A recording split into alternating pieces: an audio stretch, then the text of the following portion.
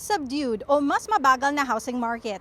Ganito inilarawan ng Canada Mortgage and Housing Corporation o CMHC ang estado ng merkado sa bansa sa bagong pag-aaral na inilabas Miyerkules. Sa mid-year housing market outlook para sa 2026, mababa raw ang housing demand sa bansa dahil sa economic uncertainty dulot ng ilang factor, gaya ng walang kasiguruhang trade relations sa US, mababang population growth, at mataas na borrowing costs. Resilience is important in this market. There's a lot of realtors who are finding that this market is very challenging.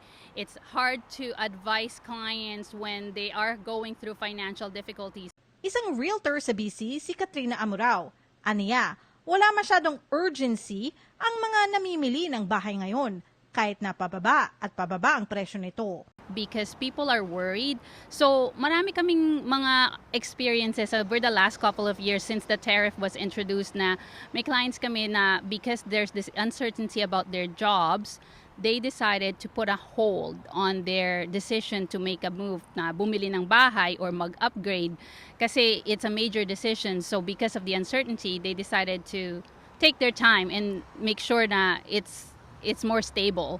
Malaki raw ang bilang ng mga bahay sa market o bilang ng mga taong nagbebenta ngayon ayon sa real estate agent. Ayon naman sa CMHC, inaasahang mas bababa pa ang presyo ng mga bahay sa Canada at aakyat daw ang mga ito ulit sa 2027 at 2028. Maraming pagpipilian. Sa Greater Vancouver alone, there are 17,000 homes for sale. That's unheard of.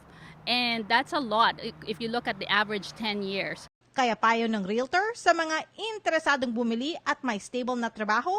To enter this housing market and take advantage of the fact na maraming pagpipilian at saka may ability to negotiate and do their due diligence, the first thing that you need to do is review your finances and see what you can afford and talk to a mortgage broker and find out what you can qualify for and how much that. Minsan kasi kahit nasabihin mo you can qualify for more, but if you're not comfortable with the monthly payment, you have to be doing your due diligence there. Teresa Barrera, Omni News, Surrey.